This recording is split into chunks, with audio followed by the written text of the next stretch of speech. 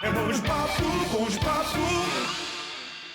Olá, seja muito bem-vindo, seja muito bem-vinda. Uma ótima semana para você. A gente começando a semana de maneira altamente inspiradora, porque o papo hoje aqui vai ser sobre a doutrina espírita. Você tem alguma dúvida ou alguma curiosidade sobre o que é o espiritismo? Você sabe o que é o kardecismo? Você por acaso acredita em reencarnação? O que você pensa sobre a mediunidade? Todas essas perguntas e muitas outras vão ser respondidas pelo presidente do Núcleo Espírita, Irmão Maurício. O Bom de Papo hoje tem a alegria de receber José Carlos Fiorido. José Carlos, muito obrigado.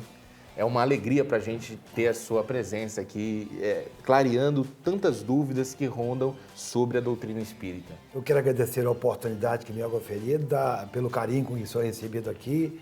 É um prazer poder falar dessas questões, que elas me entusiasmam e eu gosto muito de ser espírita, porque fui abençoado pelos esclarecimentos que a doutrina espírita nos trouxeram. E não me proponho a responder todas as perguntas, porque não sei todas, mas eu me disponho a responder aquelas com muito carinho que foram apresentadas.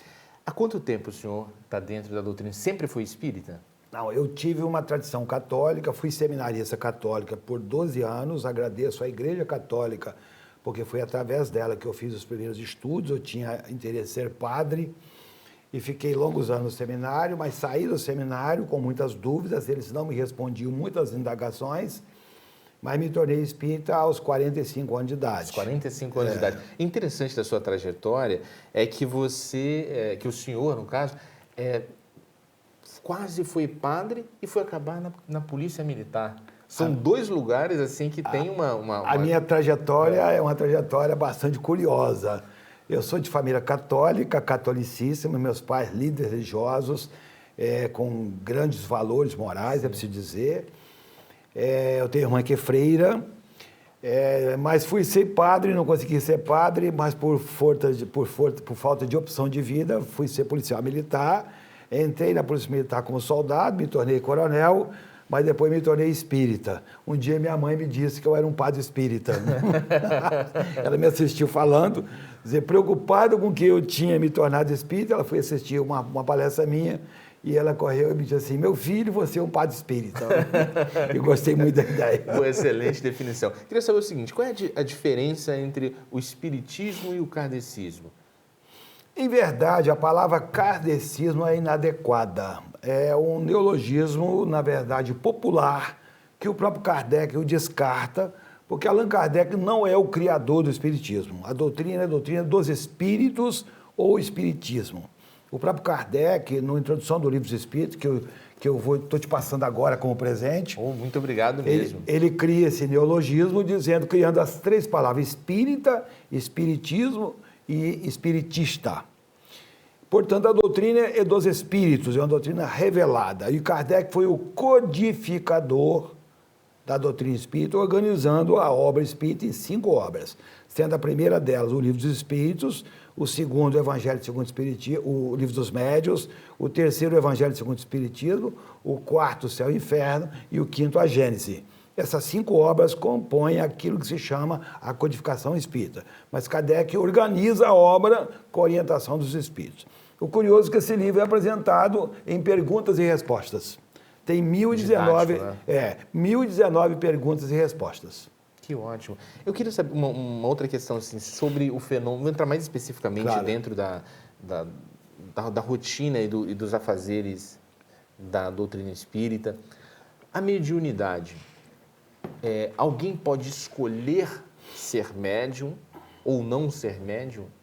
O que é, primeiro, a mediunidade? A mediunidade é uma faculdade orgânica que não está conectada, não está ligada a qualquer caráter religioso, é do ser orgânico, do ser biológico, mas que permite, pelo exercício funcional dos órgãos, estabelecer contato com o mundo espiritual. Então, o médium é aquele indivíduo que teria uma sensibilidade maior para esse contato com o mundo espiritual? Allan Kardec diz que todos nós somos médiums, temos maior ou menor sensibilidade e possibilidade de estabelecer essa comunicação com o mundo espiritual. Mas, em sede espírita, Nós consideramos médiuns aqueles que têm um maior potencial e que podem utilizar esse recurso do intercâmbio com o mundo espiritual, seja para o socorro do desencarnado doente, ou seja para receber instruções do mundo espiritual, porque o mundo espiritual relaciona-se muito intensamente com o mundo físico. O médium necessariamente ele está ligado ao espiritismo ou pode ter um médium católico, um médium evangélico, um médium muçulmano? Pode haver um médium até ateu. Na verdade, porque isso é biológico, isso não é da religião. Obviamente, nós temos os profetas nos grupos evangélicos, os profetas bíblicos, todos eram médiums que estabeleciam contato com o mundo espiritual, mas, naturalmente, sendo uma função biológica, pode estar em todas as religiões. Eles recebem outros nomes? Por exemplo, dentro do mundo evangélico, o médium pode, de repente, ter um... Os videntes, os audientes, os profetas, de uma maneira geral, recebem de acordo com a sua religião.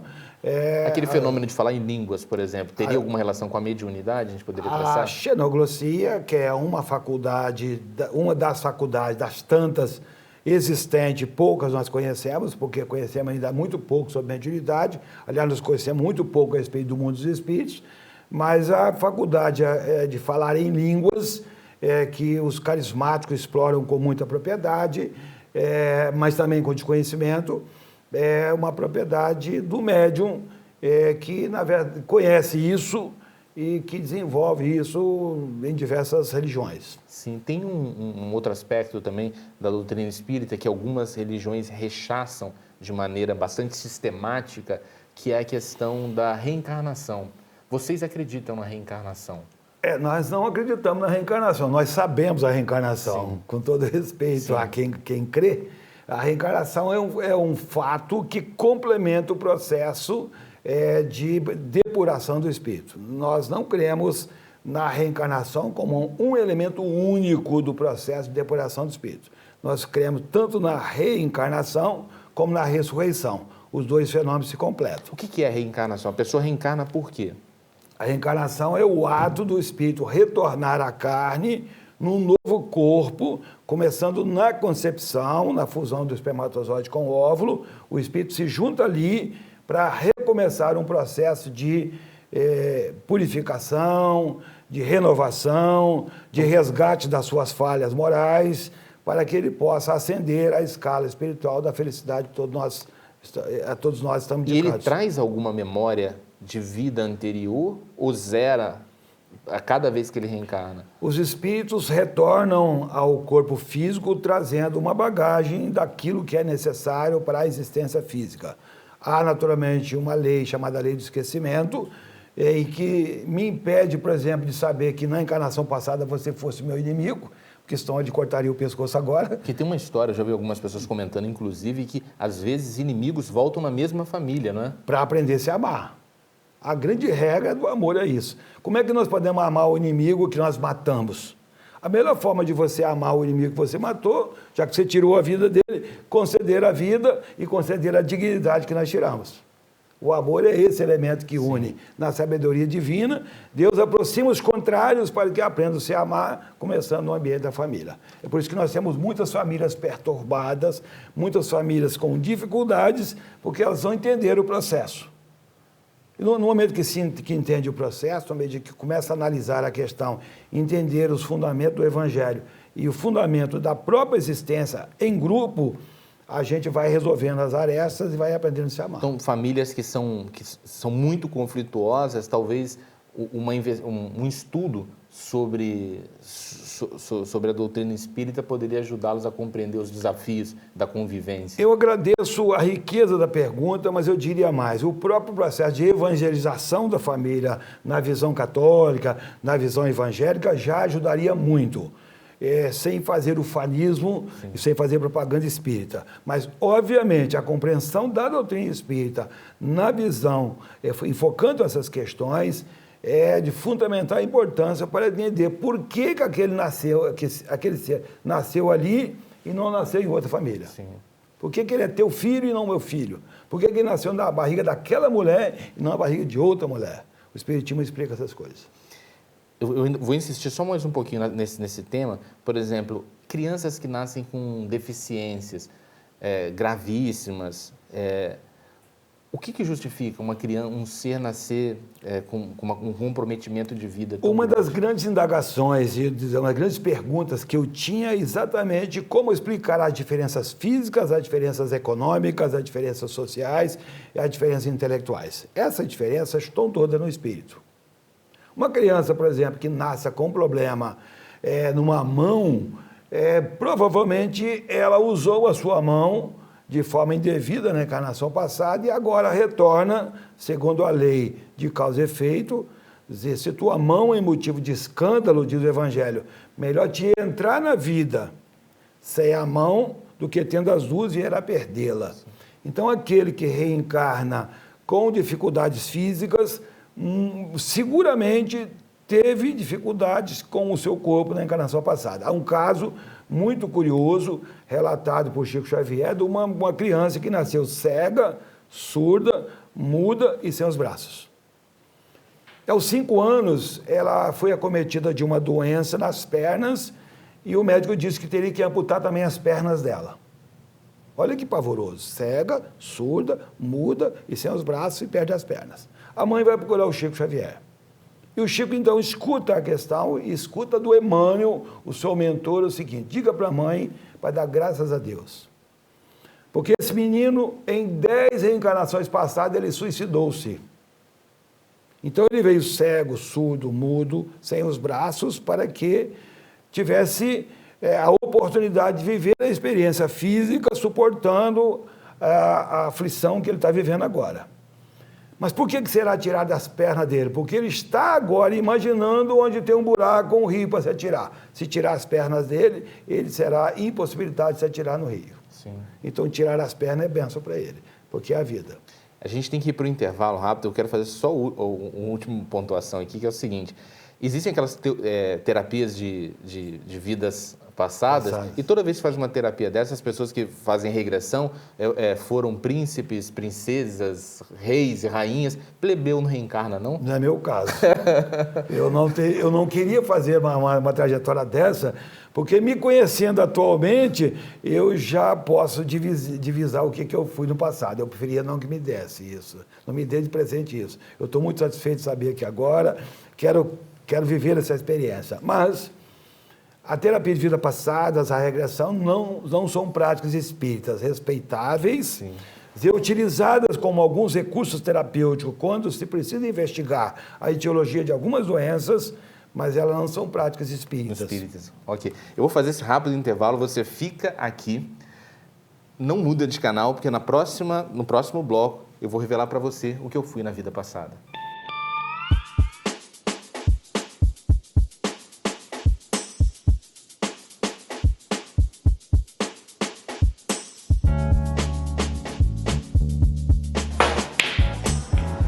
Aqui na CS é assim, enquanto elas compram, a gente se diverte.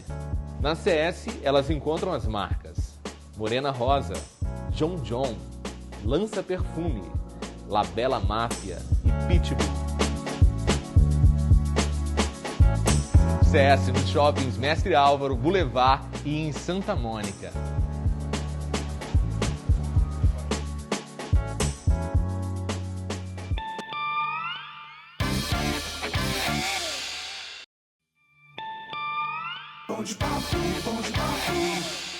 Com o cartãozão Medcar, você e sua família têm acesso a serviços de saúde em clínicas modernas com alto padrão de qualidade e atendimento. Você pode fazer consultas, exames laboratoriais, raio-x e até comprar medicamentos. Sabia que você também pode ter um plano odontológico completo e um seguro de acidentes pessoais? Tudo isso com um precinho campeão e por uma pequena mensalidade por mês. Ah, e o melhor, com cartãozão tamanho família, você pode incluir diversos dependentes. Acesse agora cartãozão.com.br ou ligue para 3225-4700 e conheça o Medcar, cheio de vantagens e benefícios para você e a sua família.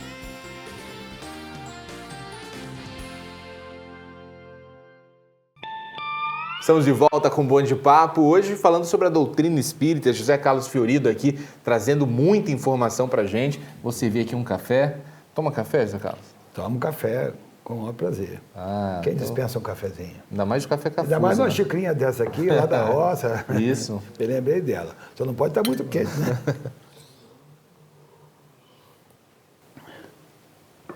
Café é energia.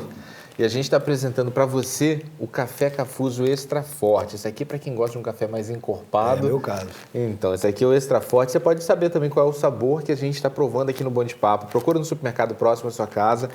A fina flor do café aqui do Espírito Santo. Olha só, Zé Carlos, a gente foi às ruas, no Papo de Rua, e eu perguntei para as pessoas se elas acreditam em espíritos, se elas acreditam no espiritismo. Vamos saber qual foi a resposta das pessoas. Papo de rua. Olá, eu sou Fábio Flores e hoje eu venho às ruas para saber se você acredita em espíritos. Dona Sofia, a senhora acredita em espíritos? Não, acredito em Deus. Porque a gente vê muitas coisas erradas que o espírito faz, o cara, que nem ontem aquele cara em cima da ponte. É isso que eles fazem, né? Você acha que o espírito então leva as pessoas a fazerem coisas ruins? Ruim. Uns faz bom e outros faz ruim. Sim. Acredito em espíritos. Já teve alguma experiência? Uma vez, nós estávamos entre amigos no churrasco e um amigo nosso chegou. Eu não sou muito de beber cachaça, né, álcool. E eu tomei de um amigo que ele tinha algumas entidades, entendeu? E depois eu passei a acreditar, porque comecei a ver também, passando dentro de casa, vultos. Para mim foi uma coisa anormal, fora do comum, e passei a acreditar. Você acredita em espíritos? Acredito, sim, com certeza. Tem diversos tipos de manifestações que acontecem, né, na igreja, né, que a gente chama de espíritos demoníacos, né, na verdade. Você pode dar um exemplo de alguma situação em que você teve que intervir sobre um espírito?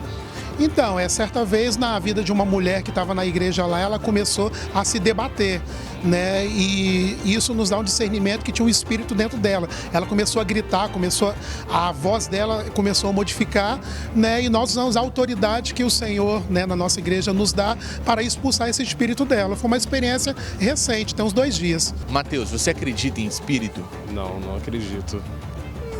Nisso aí eu não acredito, não. Eu acho que o espírito que está no lugar, ele não vai sair, ficar vagando. Rapaz, nós somos espíritos, encarnados no corpo físico. Qual a opinião do senhor sobre o espiritismo? Excelente, cara. Pura verdade. Eu sou católico, mas gosto muito do espiritismo. Nós acreditamos num Deus, que é único. É o Pai de todos, é o Criador de tudo. Ele dá uma vida toda perfeita para tantas pessoas que são os aleijados, outros deformados, nascer daquela forma, só vai ter uma vida só? Eu acho que não, né, cara? Aqui no meu comércio, cliente tem de monte e a conta nunca atrasa. Eu aceito cartões da casa. Já o meu vizinho, ele vende tão pouquinho, dá até pena do coitado. Tá um pouco atrasado, né? Atenção, lojistas! Só com os cartões da casa você vende no crédito rotativo e recebe como débito. É isso mesmo, você vende hoje e recebe no outro dia. Ligue para a central de lojista ou converse com os nossos operadores. Tá aí, as opiniões foram diversas, mas eu acredito que a gente precisa ainda mais de esclarecimento. Eu acredito que a missão do programa hoje é justamente essa, dar luz sobre um assunto que às vezes é temido, é visto com preconceito. As igrejas, elas têm muita restrição ao espiritismo. Alguns programas religiosos da madrugada, eles falam muito mal do espiritismo. Por que as igrejas cristãs, elas têm esse distanciamento, essa rixa tão grande com o espiritismo? Por desinformação. O espiritismo está de Gênesis a Apocalipse nos textos bíblicos, e aqueles que fazem a leitura do texto bíblico, com essa visão que é colocada pelos segmentos que assim se apresentam, na verdade faz uma leitura literal do texto bíblico, matando o próprio significado. A grande proposta de Jesus foi mostrar a imortalidade da alma. Então nós temos 2 mundos. Nós temos o mundo físico, o mundo palpável, o mundo do sentido, das sensações, e nós temos o mundo espiritual, que é o mundo dos espíritos. Os espíritos são as almas dos homens que estão do outro lado da vida. Perderam o corpo voltou ao pó, e então eles retornam ao mundo espiritual. Tem alguma passagem bíblica que revela essa conotação espírita? Duas em destaque. De forma bem explícita? Duas em destaque. Em Hebreus 12:1 está escrito que nós estamos cercados por uma nuvem de testemunhas. Então nós estamos em 4 pessoas aqui. Que testemunhas são essas? Uma nuvem, e fala de nuvem, não fala de duas, não fala de um anjo da guarda para cada um de nós. Fala de nuvem, testemunhas. Quais são as testemunhas que estão aqui? São aquelas que se afinizam com o ambiente, pois nesse ambiente certamente estão muitos espíritos interessados em primeiro e nos assistir e nos orientar quanto às suas perguntas e quanto às minhas respostas. Então tem espírito que gosta de assistir o Bom de Papo? Claro.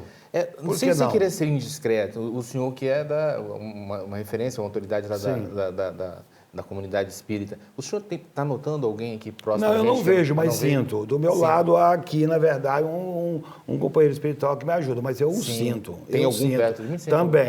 Também. Porque são aqueles que nos orientam, porque como o seu trabalho, e particularmente esse, é um trabalho de orientação, de esclarecimento, que se destina a fazer o bem pelas pessoas, porque revela verdades, João 8,32, conhece a verdade vos libertará da ignorância, e é de grande interesse que o mundo espiritual oriente o mundo físico. Esse é o papel dos espíritos. Está desse lado aqui. Exatamente do seu lado. Então vou agradecer. Muito obrigado pela inspiração. Perfeito. Está me ajudando a trazer luz aqui para quem está nos assistindo também.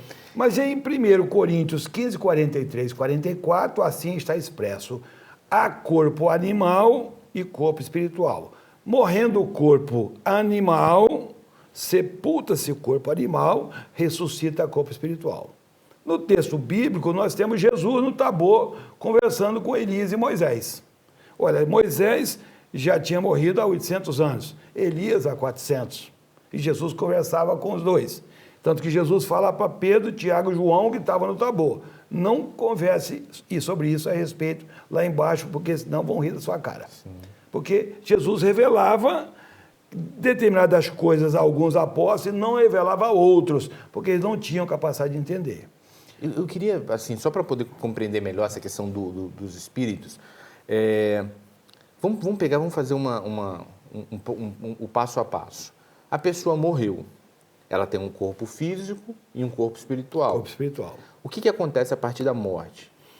Cessada a vida física, através da circulação das energias e o exame que assim o determina, a eletroencefalografia, não havendo mais vida física, o espírito se separa. Então o espírito é fiel ao corpo até enquanto houver a vida física? Enquanto a vida física, enquanto houver energia no corpo, ele está ali. Separou, ele vai para onde? Há duas questões. Uma delas é: morrer não significa desencarnar. Muitas pessoas morrem e ficam agarradas ao corpo porque, não conhecendo a vida espiritual, não conseguem compreender o fenômeno e ficam apavoradas pelo fato de estar desligando o corpo. Você teve essa sensação. Quando você desdobrou do corpo, você ficou com medo de ter morrido. Exato. Eu revelei aqui no intervalo que uma vez eu estava dormindo e na hora que eu acordei eu vi o meu corpo dormindo. E eu fiquei muito desesperado porque eu tentava mexer o corpo físico e ele não mexeu. Eu falei, morri sem nem estar acordado para ver minha morte. Para quem não tem noção da vida espiritual, essa sensação é extremamente desagradável e apavorante. Apavorante. Pois bem, mas aquele que compreende a vida espiritual sabe que, cessada a vida física, a vida continua. Então esses morrem e desencarnam. Sim, desencarnou. Qual é o processo? Aí ele vai para um lugar adequado ao nível moral que ele carrega. Aquele que teve uma vida decente, no bem, da paz, do amor, é recebido por aqueles que também lhe comungam dos pensamentos. Mas aquele que perpetrou o mal, que fez o mal, é recebido por aqueles que fez o mal. E aí ele fica lá até a próxima encarnação. Veja bem, ficam em lugares específicos, seja às vezes do mal e às vezes do bem, aguardando o processo reencarnatório, que tem um preparo.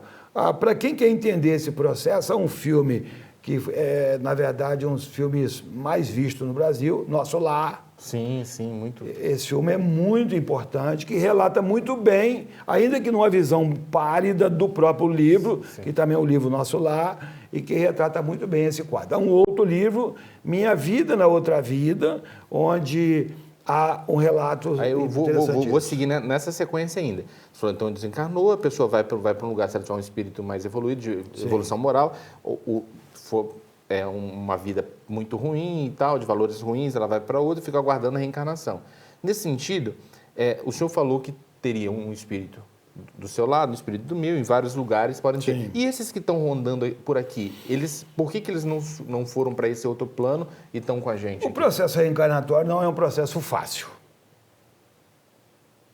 Ele pode se dar logo em seguida ou pode demorar séculos. Mas nesse tempo, a vida do espírito não é ociosa. Se ele está focado ao bem, um pastor que desencarne, que morra, mas trabalhando bem, ele não vai ficar dormindo um século. Ninguém aguentaria dormir um século. O que o pastor faria se ele é um homem do bem? Ele sendo discípulo de Jesus, Jesus trabalha, se meu pai trabalha até hoje e eu trabalho também, ele certamente se apresentará ao trabalho e vai auxiliar o trabalho no bem. O padre é a mesma coisa. E a pessoa do mal também. E a pessoa do mal vai trabalhar na quadrilha dele, ele vai se esconder lá no morro e vai orientar o traficante para vender droga, porque ele vai continuar usando droga, ele vai continuar fazendo mal. Eu vou aproveitar aqui e tirar uma outra questão bem pessoal. Uma vez, um amigo meu, inclusive ele é ligado à doutrina espírita, o avô dele estava passando muito mal, mas estava internado assim, num quadro de extrema gravidade física, né? E os médicos já davam a morte dele como certa. E ele estava lá internado por muito tempo. Um dia, um médico ligado à doutrina espírita virou para ele e falou o seguinte: você sabe que só você que está prendendo seu avô aqui, né? O dia que você libertar ele vai desencarnar. E aquelas palavras foram duras no primeiro momento, mas meu amigo foi para a casa dele, ele pensou sobre aquilo e foi dormir com o coração leve. E ele falou bem assim: se for da vontade de Deus, meu avô, você pode ir. E ele acordou de manhã cedo com a notícia que o avô tinha, de fato, falecido. O que explica esse fato, essa ligação? Eu vivi essa experiência. A minha mãe, catolicíssima, ela adquiriu um câncer de uma hora para outra, em 6 meses depois da morte do meu pai, ela adquiriu um câncer e veio estar em risco de vida. E a situação ficou de tal ordem grave, e que ela entrou em processo de desencarnação. A minha irmã, que é freira, com pouca visão da vida espiritual, ela orava para que a mamãe resgatasse. E quando eu fui ao hospital, isso aconteceu lá em Venda Nova, eu fui ao hospital e encontrei a minha irmã ao pé da cama, orando, freira, orando pela minha mãe para resgatar. Eu cheguei com a minha esposa também é espírita e vidente, ela viu uma equipe de espíritos do lado da minha mãe. Eu pedi a minha irmã, falei assim: minha irmã, deixa eu ficar um pouco com a mãe um tempo agora, eu quero ficar com ela um tempo.